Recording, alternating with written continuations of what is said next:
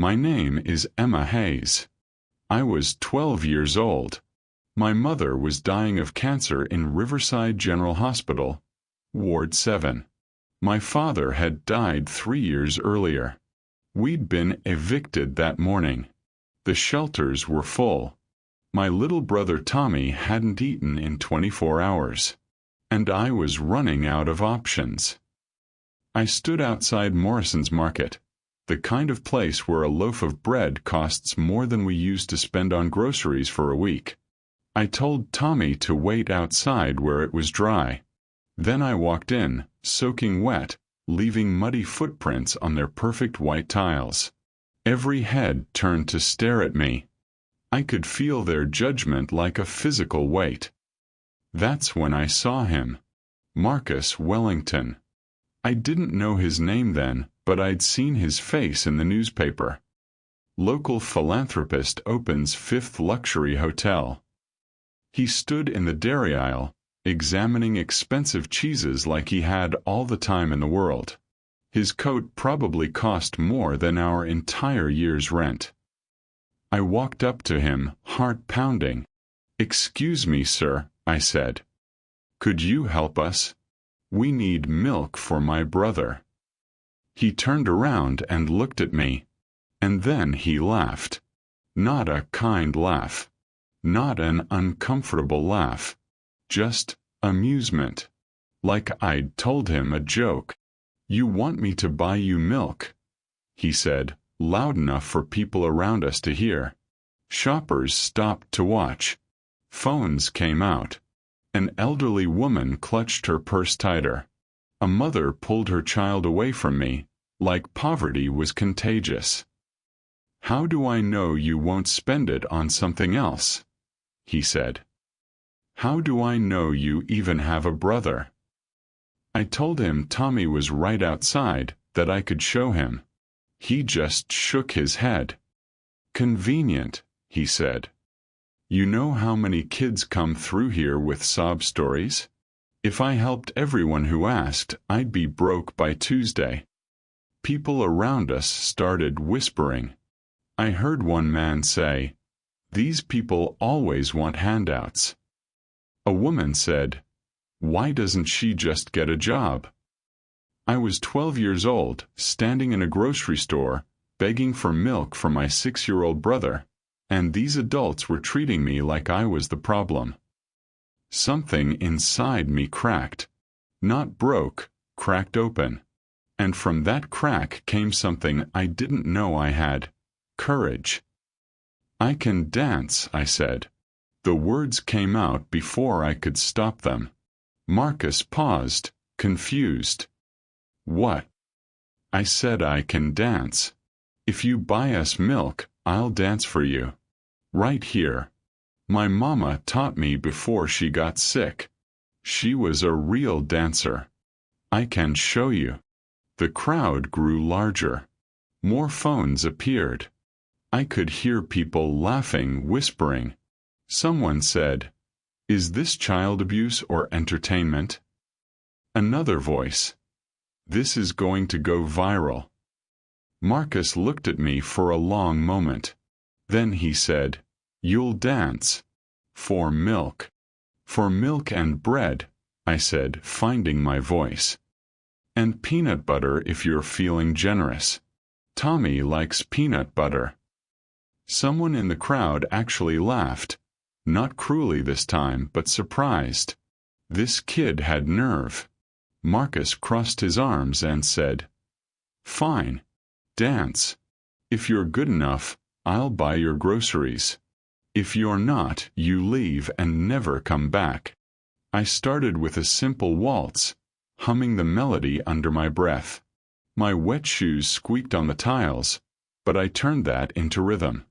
I lifted my arms, graceful despite my heavy, wet coat. I spun, and water droplets flew from my clothes, catching the light like scattered diamonds. The crowd went silent. What they didn't know, what I didn't know, was that Marcus Wellington had once loved a dancer, had once sat in theater after theater, watching the woman he'd planned to marry perform. Until the night he chose his father's business empire over her heart. Until he watched her walk away and convinced himself combinations my mother had taught me late at night in our tiny apartment.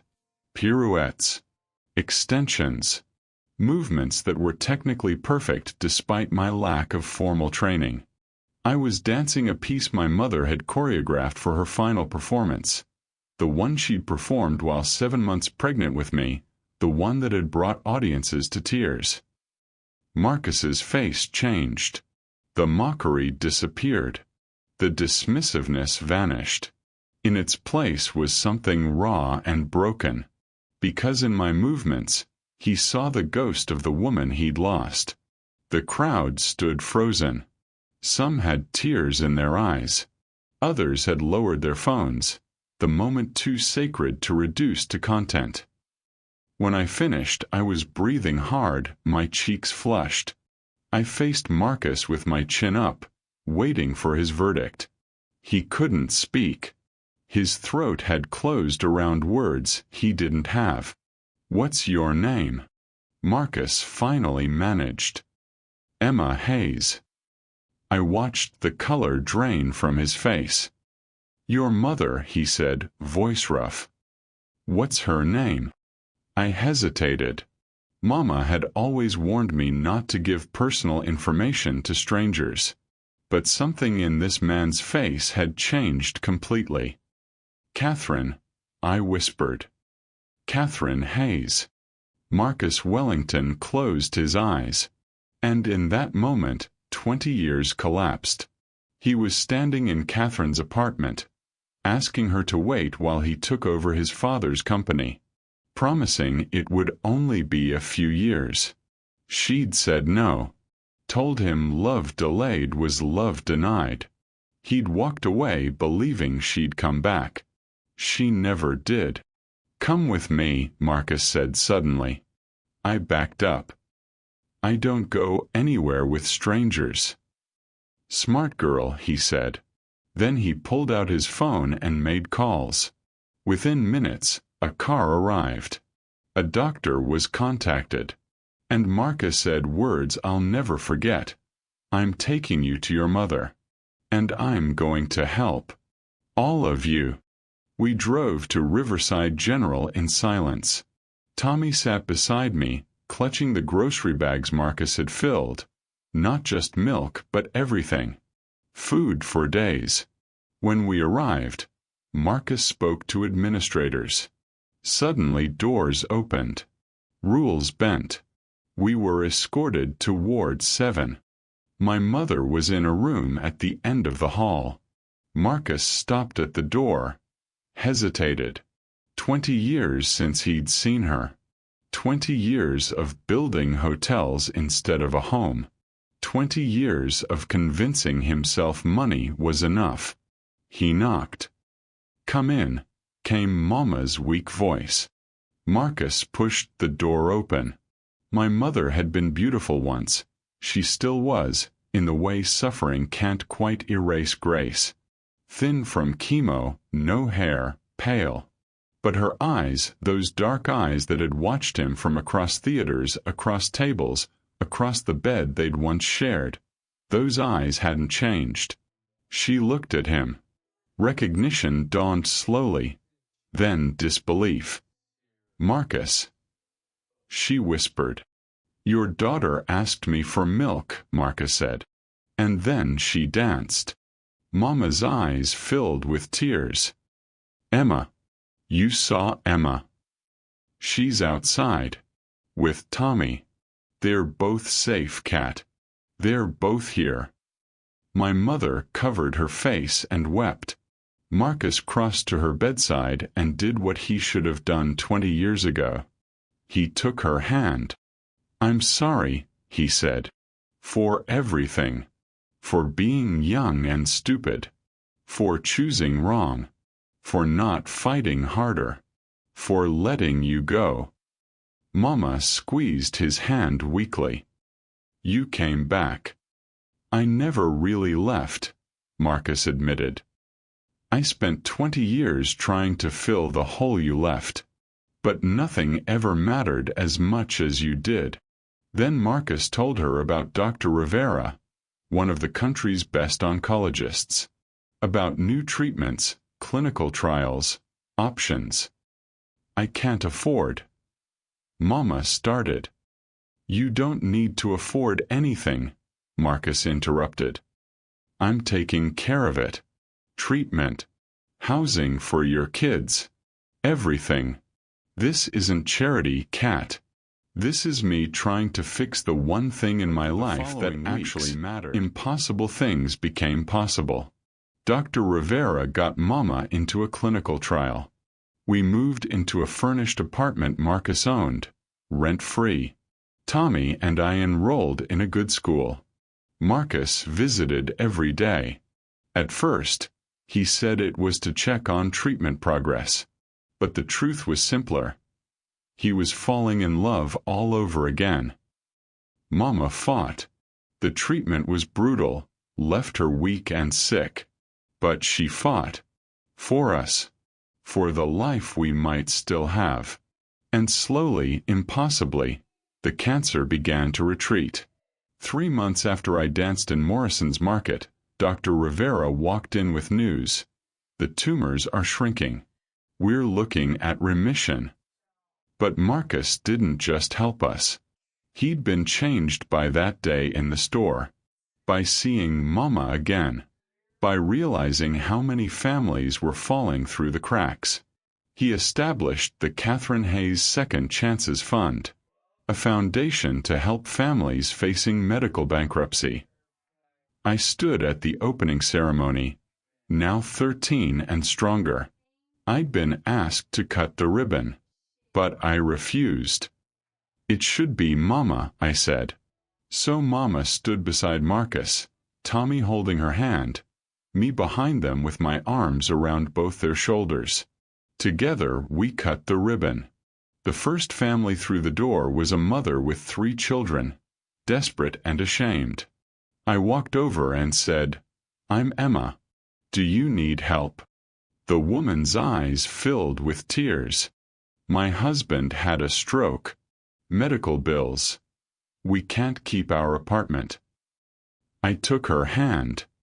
Come with me. Tell me everything. Don't worry about what we can or can't do. Just tell me the truth. Because I remembered what it felt like to ask for help, to be judged, to be dismissed. The foundation grew. More families came. More donors contributed. Many of them wealthy people who'd heard about what Marcus was building. But the real measure wasn't in numbers. It was in moments. Like when the first mother we helped returned 6 months later with a job and apartment, bringing donations. Paying it forward, she said. Like when a wealthy businessman named Robert Thornton came in, uncomfortable and stiff, admitting his own daughter needed help but was too proud to ask him. Marcus taught him how to help without judgment. How to love without keeping score. Robert became a volunteer, learning to see people instead of problems. Like when Mama took the stage at a fundraising gala, her first performance in 15 years, and danced a piece about falling and rising. The audience gave her a 10-minute standing ovation. I stood in the wings crying with pride. 6 months after I danced for Milk, Mama walked out of the hospital cancer-free. She walked into a new life where Marcus had become not just our benefactor, but family.